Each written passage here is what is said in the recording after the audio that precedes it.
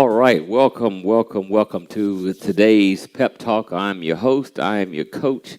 Most importantly, I'm your friend, Dr. Ellis. Thank you for being here on this fine, nice and cool and brisk Tuesday morning, November 17th. Yeah, thank you for being here on this morning. Weather's changing.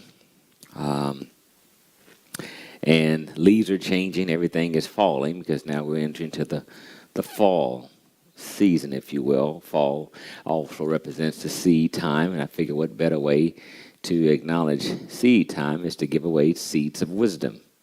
The laws said that you're able to reap what you sow. I believe you can only get good if you sow good. You get little if you sow little, and you get nothing if you sow nothing. So there you have it. The good book says that the power is in the palm of your own hand. So that's where we're at. Thank you guys for tuning in.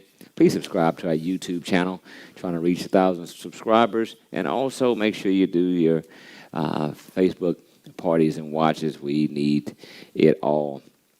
It's within my own belief that we can make this world a better place by making the people in it better. And so this is my way of giving back that which was given to me. I freely give to others. So let's get down to it with some more seeds of wisdom. I think I've given you 32 already. So we're going to get going. I'm trying to reach 100 if I possibly can. All right. Seeds of wisdom. All right. So let's get down to it. I think I'm on number 33. Make sure you're jotting these things down. Power is the ability to walk away from something you desire to protect something you love. Power is the ability to walk away from something you desire to protect something you love. So, almost like, give you an analogy of doing something you really want to do, but it's going to cost you most important time with your children or your spouse or maybe a sick parent or something. So you'll walk away. Power is the ability to walk away from what you desire to protect something you love. So that's what another seed of wisdom. You got to have the power to walk away from something you desire to protect something you love. All right. Again, that's sacrifice, which requires real power. At the end of the day, is the ultimate sacrifice to protect something or protect someone whom you love. All right. Seeds of wisdom number 34. Anything that does not change you is unnecessary in your life. That's something right there. Anything that does not change you is unnecessary in your life. Here's why. Because we talked about how change is not necessary to grow, but to grow, change is necessary. So we're really talking about growing. So anything that does not allow you to grow, because that will require you to change, just isn't necessary.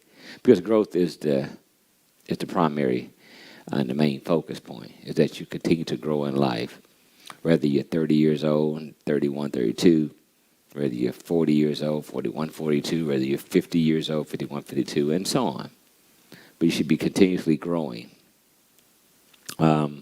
Jesus said in the scripture, I think it's John 15, that he talks about how it is the Father's desire that we all bear fruit. And he'll continue to prick and prune and do whatever he needs to do that is necessary for us to grow, that we bear much fruit. And he'll continue to do this turnover process, or takes us through this process to allow us to even bear more fruit. So you got fruit, much fruit, more fruit. All right? And so that's where we're at. So anything that does not change you is unnecessary in your life. So what are those things that causes you to change? And to change, simply means to transform. All right? And mostly it's your outlook and perception on life. That's really it. And so I can truly tell you that a lot has come in my life that allowed me to change the way I see things. And you've probably heard me say many times, if you've been with me for some time, that when you change the way you look at things, the things you look at will start to change.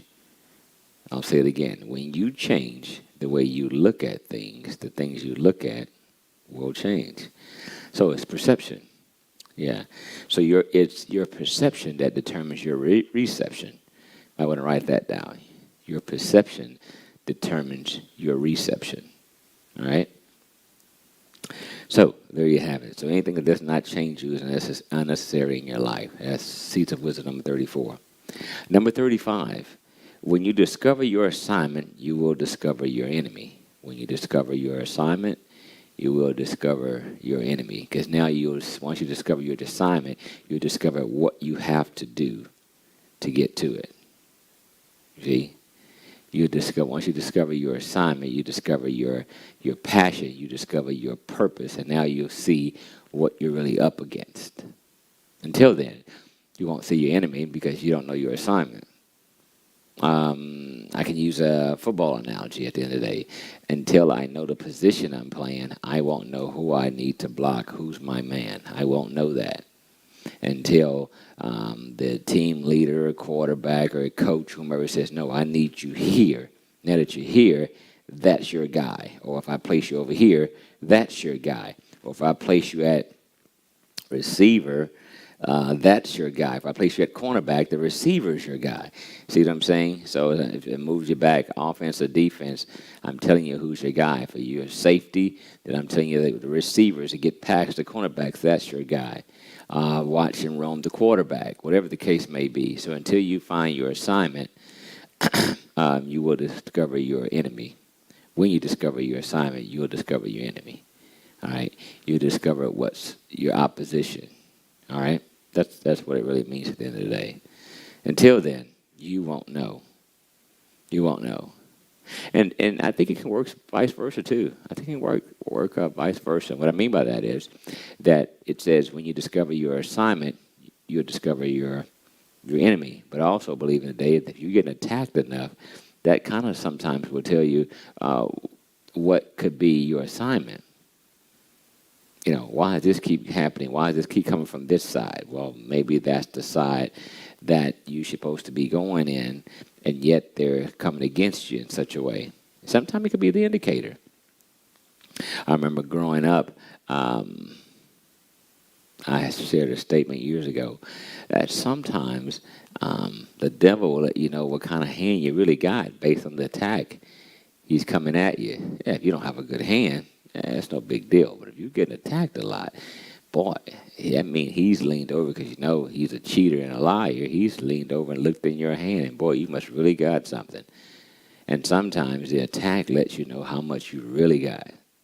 All right? So that's where we're at. Because surely he wouldn't attack you on something you don't have. Why bother with you? But if you got something, then yeah, look out. So that's Seeds of Wisdom number 35. When you discover your assignment, you will discover your enemy. You'll discover what you need to do. You'll discover what will come against you. You'll discover what will be opposing you. All right? Seeds of Wisdom number 36. What you respect, you will attract. What you respect, you will attract. What you respect, you will attract. Now, what that means in the day, that the thing that you see that is great and needed and necessary, you'll attract more of that because that's your focus. That's your focus. All right? So what you respect, you will attract. If you respect, and I can go just the opposite. If you respect a lot of drama, if that's important to you, a lot of mess, a lot of chaos, then you'll attract more of that. If you respect peace and kindness and love, well, you'll attract more of that. If you respect, at the end of the day, increase and abundance and prosperity, then you'll attract that. What you respect, you will attract. And what you respect at the end of the day is what you hold in high regards. And that what you hold in high regards is a conscious thing. And so by you, again, holding that high in your conscious, it will continue to move down towards your subconscious. And the subconscious will manifest its job to manifest the very thing that you have focused on. All right? So what you respect, what you hold in high regards, you will attract. All right? That was the Seeds of Wisdom number 36 on this fine Thursday morning. And Seeds of Wisdom number 37 says, men decide their habits. Their habits decide their future. And that is so true. You've been with me for any time. You've heard Dr. Ellis say that over and over. But I say it like this. You may want to write this down. I say it like this. You can have it if you develop the habits, because the habits will allow you to have it. It's the habits, not you, but the habits. You develop the habits, and the habits will go and get the very thing that you desire to have. It's the habits. It's the habits. Staying consistent, discipline. That's what you have to develop. All right? So men decide their habits, but their habits decide their future. What's your habits? What do you focus on? What are you working on day in and day out, regardless? What are you sticking with, regardless? Your habits is what's deciding your future. Not you, your habits. You develop the habits, and let the habits decide and determine your future. Don't do it by chance. Don't do it by luck or, well, we'll just see what happens. You know, man, I live life day by day. That's not good. That means this person doesn't have a habit. Or maybe it is their habit. Their habit is, I'll just drift like the waves. Don't quite know where the boat's going to go because I hadn't set a course yet. See, I hadn't set a course yet. But wherever the waves take me, that's where I may go. Well, you'll end up anywhere. That's like a ship without a rudder. You know, the rudder is what guides it. And small. The good book talks about that. The good book talks about that in the book of James. That rudder, man, that rudder determines everything. Small. Now, let's talk about that rudder. Can I talk about that rudder real quick? Let's talk about that. I want to just bless you real quick. And book of James. Well, I'm talking about these habits. Now, keep in mind, I want to say it again. Men decide their habits, but it's their habits that decide their future. James chapter 3. Yeah, that's what we're going to look at. James chapter 3. Watch this. I want you to focus on something here. Now, remember now, men decide their habits, but their habits decides their future. Watch this, James chapter 3. I'm going to just bless you real quick. James 3, and we'll look at verse 1 through 6. Yeah, 1 through 6. I'll read. My brethren, let not many of you become teachers, knowing that we shall receive a stricter judgment. Verse 2, for we all stumble in many things. If anyone does not stumble in word, highlight that if you have your good book. That's the Bible I'm referring to. For we all stumble. If anyone does not stumble in word, he is perfect. He is a perfect man, able also to bridle the whole body. So the man's word bridles, which means guide, directs the whole entire body. The mouth, he says that.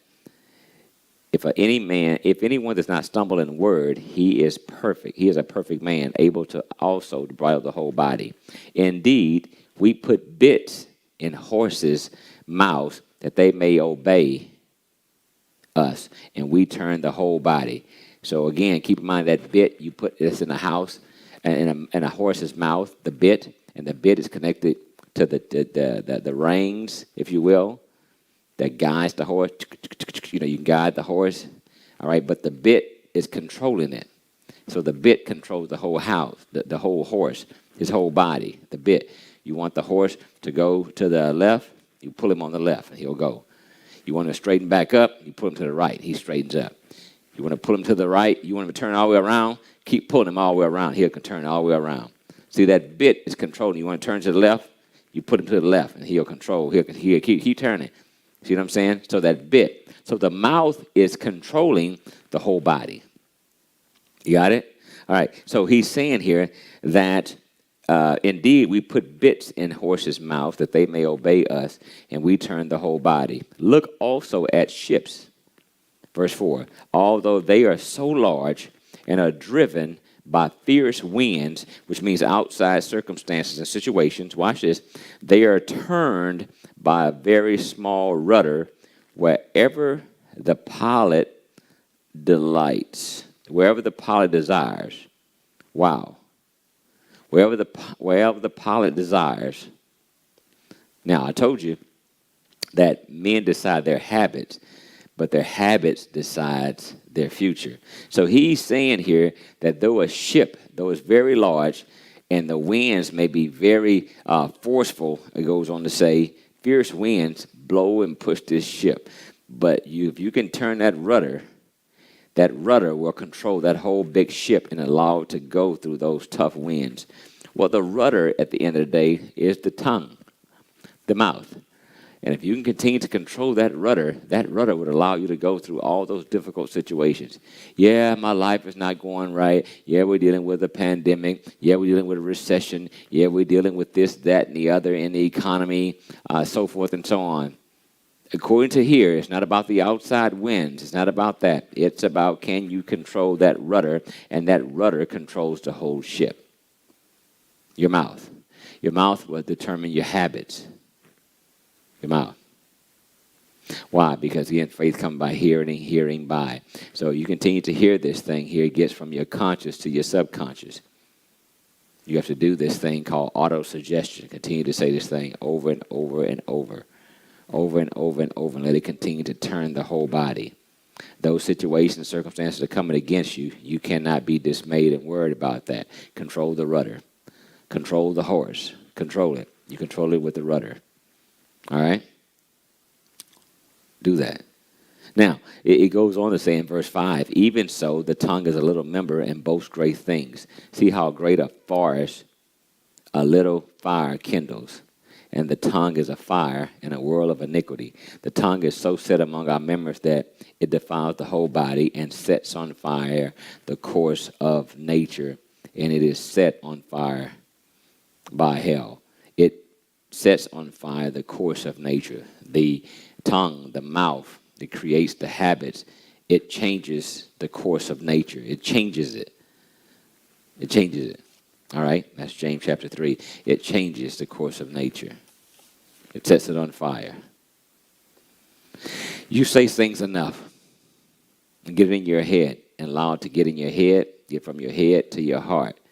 It'll set you on fire. You'll be more passionate. You'll be more willing. You'll be more excited about life and the things you're doing. You're more persistent. Because why? The tongue, the rudder, will set you on fire. So again, Wisdom sees 37. Men decide their habits, but their habits decide their future. You want to change your life? Change your habits. And the habits will change your future. Got it? All right. I'll probably get to 40 and then we'll call it a day. Seeds of Wisdom 38. You cannot correct what you are unwilling to confront. You cannot correct what you are unwilling to confront. I like to say it like this. You cannot conquer what you're not willing to confront. You cannot conquer or correct what you're not willing to confront. You're going to have to confront it. Whatever it is. Because you can't conquer it running away from it. You cannot conquer it running away from it. So you're going to have to stop and face it. Face it. So people say, well, no, if I face it, then it's probably going to kill me. Well, either way, you're going to get a new life. Either way, you're going to get a new life. You say, what do you mean by that? Well, either you're going to go ahead and defeat it naturally, and you move on because you don't have to run anymore. So your life is already going in a different direction. because you're no longer running from it. Now you corrected it and confronted it, so you need to go back to it. All right? Or that it will do what it does to you. It will take over and destroy you. All right? But my point is, with that being said, then you'll just live again. But you won't run from it. See, running from it, you're not living at all. You're not living at all. Go ahead and confront it. Go ahead and confront it. Trust me. You'll live a whole new life from that day forward. But you got to confront it. Whether it be your past, whether it be your mistakes, whether it be the individual, whether it be fear, whether it be promotion, whatever it is. If you're unwilling to confront it, you can never correct it. Nor can you never conquer it. All right? So that's Seeds of Wisdom 38. Whatever it is, whoever it is, let the day be the day you say, I'm done. I'm not running from it anymore. I'm not running from them anymore, or the individual anymore, or whatever the situation anymore. I'm confronting it. Got it? Okay. The proof of desire is pursuit. The proof of desire is pursuit. Oh, that's a good one there. The proof of desire is pursuit. The proof of desire is pursuit. How do you know you're desiring something? How do you know you're desiring something? You're going after it. Remember I told you the other week, you have silly people say it. I've heard even see people say it in the church. Well, you know, if it's for me, it's for me. No, it's only for you if you go for it. That's for you. Are you going for it? Yeah. The proof of desire is pursuit. The proof of desire is pursuit. Well, I feel if God wants me to have it, he'll just give it to me. No, it doesn't work like that. Let me go back to James. Can I go back to James? Yeah, I got enough time now. I'll finish Seeds of Wisdom 40 because this is 39. Let me go back to James. James got so much wisdom. James has so much wisdom. Let me find James again.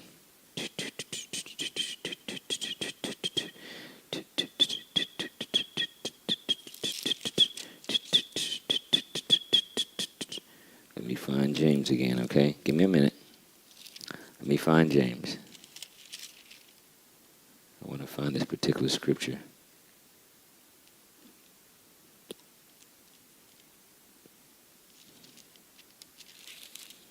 Let me find that particular scripture. You'll thank me when I find it.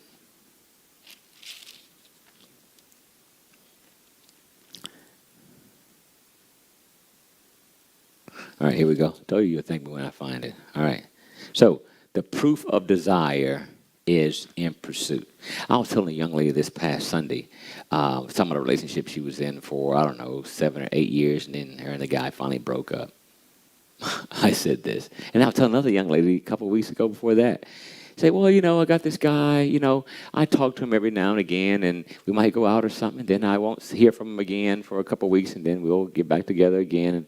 And I had to tell her, I said, sweetheart, he's just not into you like that. What? He's not into you like that. Well, yeah, he be calling sometimes. No. The proof of desire is pursuit. Man, when you want something, you going after it all day. And I talk to other guys like that. Well, what's going on with you and Sheila? I mean, I see her sometimes, and she's not into you like that, dog. It should be full brigade. Pursuit is the proof that you desire something.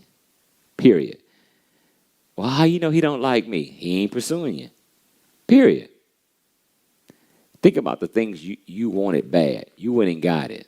Car, house, job. Somebody went and got some tattoos the other day. Or whatever you really want, you really going to do it. That's what you really desire. But if you really didn't go after it, you just didn't desire it. Whether it be a promotion, whether it be starting your own business, whether it be finishing school, whether it be playing sports, you just really didn't desire it. If other people got to come and motivate you to do it, you really don't desire it. You just don't. Because you want it, but you don't want it bad. Let me give you what James says here when he comes to this desire thing. Look what he says. Look what he says. This is in James 1. Let's look at 13 and 15, 13 to 15, two little verses. Let no one say when he is tempted, I am tempted by God. For God cannot be tempted by evil, nor does he himself tempt anyone.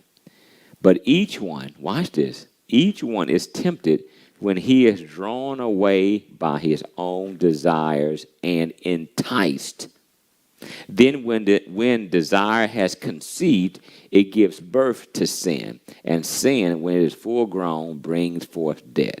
Okay, you got to get what's going on here. He's really tying it back into the story of Adam and Eve in the garden.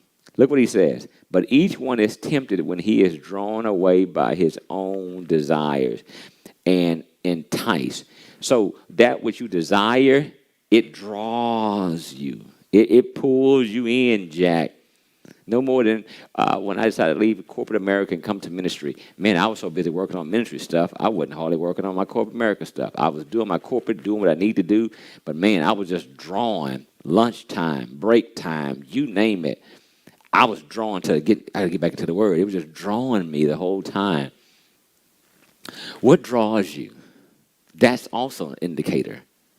What's drawing you? Anything that's drawing you is your desire. It's enticing you. What is that? What's drawing you right now? Whatever that is, that's what you're desiring. You see what I'm saying? Let me connect that. Let me connect James 1, 14 here. But no one is tempted when he is drawn away by his own desires and enticed. Then when desire has conceived, which means a concept. When the desire, now they can see themselves. Now they can see themselves with it. They can see themselves having it. They can see themselves being it. They can see themselves going at it. When desire has conceived, it gives birth to sin. It gives birth to something spiritual now. Now you got it now. There's nothing you can do about it. And sin, when it's full grown, brings forth death, or it brings forth life. You understand what's going on here? They have to conceive this thing. So let me go over to James. Let me go to Genesis. I'm talking about in the garden here. Let me go there real quick. And let me tell you what I'm talking about. And that'll be Genesis 3. Watch this. And we'll look at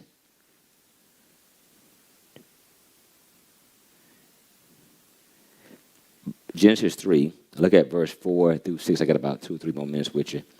Then the serpent said to the woman, you will not surely die, for God knows that in the day you eat of it, your eyes will be open, and you will be like God, knowing good and evil. Now watch this. Verse 6, so when the woman saw that the tree was good for food, that it was pleasant to the eyes, and a tree desirable to make one wise, she took of its fruit and ate. Look now. So when the woman saw the tree was good for food, that it was pleasant to the eyes, and a tree desirable to make one wise, she took it. See, she went after it. She changed the way she looked at it. The tree was there the whole time. Look what it says. So when the woman saw the tree was good for food, that it was pleasant to the eyes. Well, it was there the whole time. The thing of it is, the serpent came and told her something, and it changed the way she looked at it. And when it changed the way she looked at it, now she wanted it. First she didn't want it, but he changed the way she looked at it, and that's how it is. That's how it is when it comes to our relationship, when it comes to someone who's interested in you. All my single people, yeah. If they don't look at you and desire you and then go after it, the Bible said after she saw it and she desired it, she just took it now. Right? They have to take it. They have to go after it.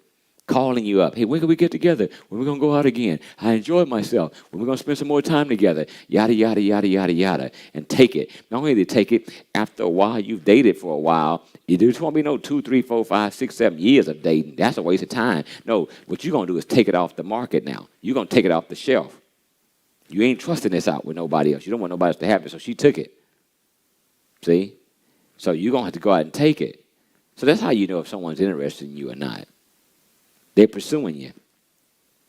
No one's going to just waste their time. They know they're pursuing you. There's your proof. I wonder if he's into me. Sure he is. Taking you here, taking you there, buying you this, buying you that, spending time, doing this, doing that. Yeah, he's after you. But if he ain't doing that, he's not into you, sweetheart. And vice versa. I mean, I took her here and took her there, but she hadn't called me back yet. She hadn't done this yet. She's just not into you, dog. Call it. She doesn't desire you, man. She's not drawn by you. She's not enticed by you. But it could be another guy, and something about him she like. See, she sees him differently. They have to see you differently. They have to see you. And that's how you know you're special to somebody. Because they see you differently than everybody else does. That's why they want you. Ooh, I see this diamond. Everybody else going, ain't nothing but a rock. That's a stone. Nobody care about, hey, I'm getting this. Right. But until then, you're just like everybody else. You're nothing special. They have to see you special. She saw the fruit being special. It was always there, but he changed the way she saw it. And now she went after it. That's how you know. So the proof of desire is pursuit. The proof. That's your evidence. Whatever you're passionate about, you're going after it. If you ain't going after it, you're not serious about it. That's it. Nothing more, nothing less. That alone was worth, again, today's pep talk. You really want that house? You're going after it. You're not going to Subway no more. You're not going to Chick-fil-A no more. You're serious. You're going after it. That's how you know you desire it. I'm going to get me a house one day. If you're not putting back money and doing this and doing that, you're not serious. Because why? You're not pursuing it. A mate, whatever the case may be, a job. I'm going to get me a job. You later on here all day. You ain't made no phone calls. You're not out there looking out there on any of the career builders or any of those other type of services out there. You're not pursuing it.